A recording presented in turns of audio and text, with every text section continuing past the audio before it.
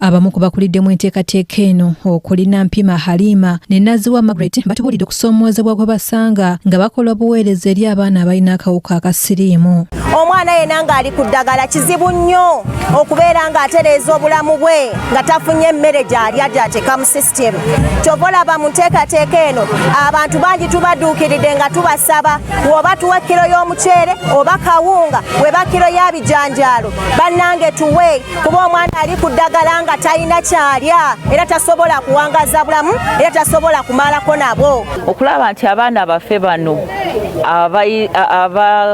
abalina kawuka akaleeta mukenenya nabo mbu tubafaako. Nazziwa Margaret era ategeezezza nti gavumenti essizaawo enteekateeka ez'enjawulo okulaba nga mukenenya alinnyibwa ku nfeete. Tubazzaamu essuubi bwe tubadde mmange mu ofiisi zaffe tukumya omusubbaawa ogulaga essuubi ekitangaala ekiri mu maaso okuzzaamu omwana ow'enkya nti wadde embeera bwetyo bweyimiridde wadde nina akawuka ka mukenenya naye ate olulamu wange tebukomye leero nkyasobola okubuzimba emyaka egijja maaso egisukka ne mu myaka 5. Ate yakulira ekitongole ki Platinum Charity Foundation Nabukenya Mmire asabye abazira kisaaho okubakwasizaako kuba omuwendo gw'abaana be balabirira guli waggulu ddala. Tukkiriza nti tusobola okuyimirira ku lwa bannaffe yadde batuggyako obuyambi.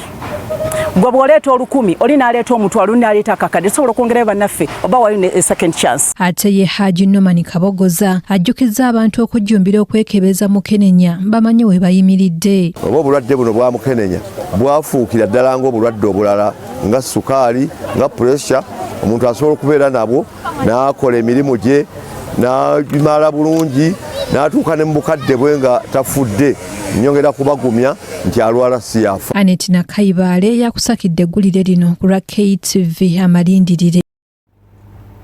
Mu kaseera kano tugenda kufuna ekigambo mu bigambo n'omulabirizi Dr. David Livingstone Kiganda n'oluvannyuma tugenda kukomawo tweyongereyo n'amalindirire amalala.